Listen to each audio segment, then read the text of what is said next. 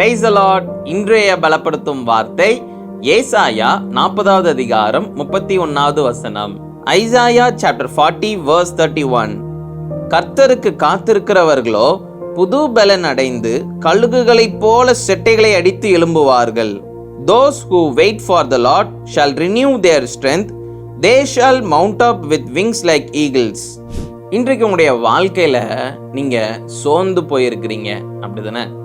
வேதவசனம் சொல்கிறது, கர்த்தருக்கு காத்திருக்கிறவர்களோ புது பலனை அடைவார்கள் என்று. நீங்க ஒரு புதிய பலனை நீங்க பெற்றுக்கொள்ள வேண்டும் அப்படின்னா கர்த்தருடைய சமூகத்துல, கர்த்தருடைய பிரசன்னத்துல போய் அதிகாலையில நீங்க காத்திருந்து நீங்க ஜெபம் பண்ணி பாருங்க. அவர் உங்களுக்கு ஒரு புதிய பலனை கொடுப்பார். சில நாட்கள்லாம் நீங்க ஒரு விஷயங்களையும் நீங்க ஹேண்டில் பண்ண, சில விஷயங்களை உங்களுடைய டெய்லி ஒர்க்கை கூட நீங்க செய்கிறதுக்கு நீங்க சோர்ந்து போயிருப்பீங்க. உங்களுடைய மனதளவுல நீங்க சோர்ந்து போயிருப்பீங்க. ஏதோ ஒரு விஷயம் உங்களை காயப்படுத்தி இருக்கும். அப்போ நீங்க ரொம்ப சோர்ந்து போயிருப்பீங்க. உங்களால ஜெபமும் பண்ண முடியாத ஒரு சூழ்நிலையில இருக்கும். அப்போ நீங்க என்ன செய்யணும்? கர்த்தருடைய சமூகத்துல போய் காத்திருந்து, ஆண்டவரே ஏசப்பா எனக்கு நீங்க உதவி செய்யுங்க அப்படின்னு சொல்லி அவரையே நோக்கி பார்த்து அவரை ஆராதிச்சு பாருங்க. அவரை துதித்து கொண்டே இருங்க. அவருக்கு நன்றி செலுத்தி கொண்டே இருங்க. ஒரு புதிய பலன் நீங்க பெற்றுக்கொள்வீங்க. அவருடைய பிரசன்னம் உங்களுக்கு ஒரு புதிய பலனை கொடுக்கும். ஆவியானவர் உங்களுக்கு ஒரு புதிய பலனை கொடுப்பார். ஒவ்வொரு விஷயங்களும் செய்கிறதுக்கு நீங்க சோர்ந்து போயிருக்கிறீங்க. உங்களுடைய வாழ்க்கையை நினைத்து நீங்க சோர்ந்து போயிருக்கிறீங்க. எப்படி நான் வாழ போறேன்னு சொல்லி நீங்க இன்னைக்கு யோசிச்சு கவலைப்பட்டு கொண்டு இருக்கிறீங்க.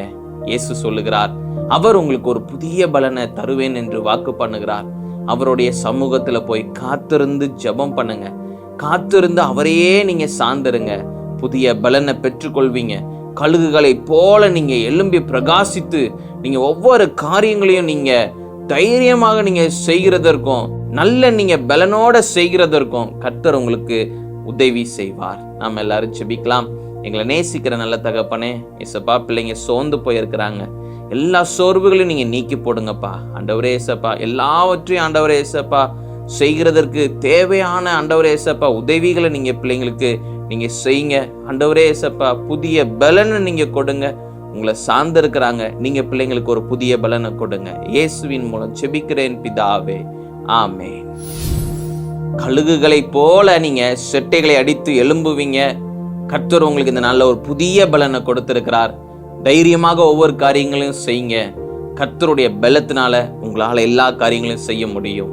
கர்த்தர் உங்களை ஆசீர்வதிப்பாராக. ஆமென்.